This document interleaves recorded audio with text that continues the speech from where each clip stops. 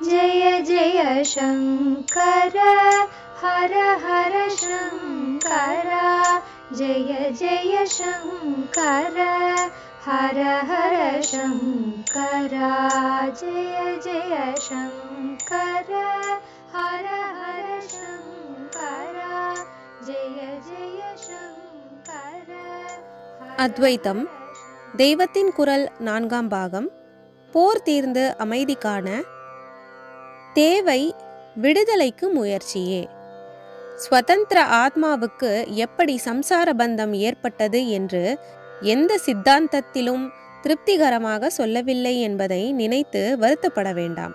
சம்சாரத்துக்கு காரணம் மாயை என்று சொல்லும் அத்வைத்தத்தில் அந்த மாயையின் ஆளுகைக்கு எப்படி ஆத்மா ஆட்பட்டது என்று சொல்லாததை பற்றியும் நாம் வருத்தப்பட்டு யோசித்து குழம்ப வேண்டியதில்லை.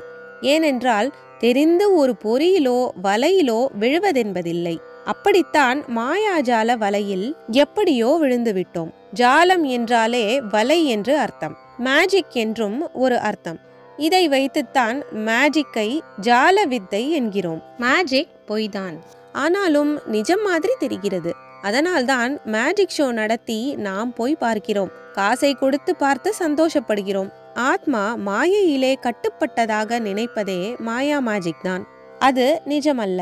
ஆத்மா கட்டுப்படவே முடியாது என்று எத்தனை சொன்னாலும் பிரத்யக்ஷமாக இத்தனை அவஸ்தைப்படுகிறோமே. கொஞ்ச நேரம் பார்க்கிற மேஜிக் சந்தோஷம் தருகிறதென்றால் பல வாழ்க்கைகளாக அனுபவித்து வரும் இந்த மேஜிக் துக்கமே தருகிறது. அதனால் விடுபட யத்னம் ஆரம்பிப்பது ஒன்றுதான் நாம் செய்ய வேண்டியது. பொறியில் விழுந்தால் எப்படி விழுந்தோம் என்ற ஆராய்ச்சி செய்து கொண்டிருப்போம். எவ்வளவு சீக்கிரம் தப்புவோம், எந்த விதத்தில் தப்புவோம் என்றுதானே முயற்சி செய்வோம்.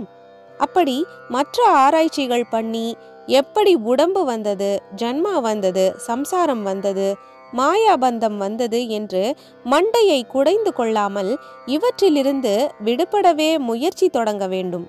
இந்த கேள்விக்கெல்லாம் ஆன்சர் கண்டே பிடித்து விடுகிறோம் என்றாலும் அதனால் என்ன பிரயோஜனம்? முடிவுள்ளதே சம்சாரம். ஏகோபித்த கருத்து. எல்லா சித்தாந்திகளுமே ஜீவனுக்கு அந்தம் இருக்கிறதோ இல்லையோ சம்சாரத்துக்கு அந்தம் இருக்கிறது என்கிறார்கள். நமக்கு வேண்டியது இதுதான். எல்லா கஷ்டங்களுக்கும் காரணமான சம்சாரம் போனால் போதும் என்றிருக்கிறது. அப்புறமும் ஒன்றும் தெரியாத ஜடமாய் ஆகிவிடாமல் இருந்தால் தேவலை என்று இருக்கிறது. ஒரு கட்சி பரமாத்மாவாக ஆகி ஜடத்துக்கு நேர் மறுகோடியான சைத்தன்ய ஸ்வரூபமாக ஆவதை சொல்கிறது.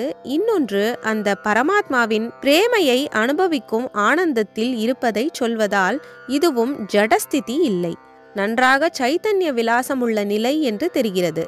இப்படியேதான் 3ஆம் கட்சி சொல்கிறபடி சைத்தன்ய பிரகாசத்தில் மூழ்கி கிடப்பதும். முடிவு எதுவானாலும் ஆரம்பம் சம்சார பந்தத்தை கழித்து கொள்வதற்கானதை பண்ணத் தொடங்குவது. இதிலே எல்லா சித்தாந்திகளும் ஒத்துப்போகிறார்கள். சத்கர்மா பண்ணி பாபகர்மாவினால் ஏற்பட்ட சம்சார பந்தத்தை போக்கிக் கொள்வதும், கர்மாவை தூண்டிய பாப சிந்தனையை ஈஸ்வர பக்தி பண்ணி போக்கிக் கொள்வதும் தான் ஆரம்பம். அத்வைத சாதனைக்கும் இதுதான் ஆரம்பம். ஜெய ஜெய சங்கர, ஹரஹர சங்கர, மகாபெரியவா சரணம். जय जय शंकर हर हर शंकर जय जय शंकर हर हर शंकर जय जय शंकर।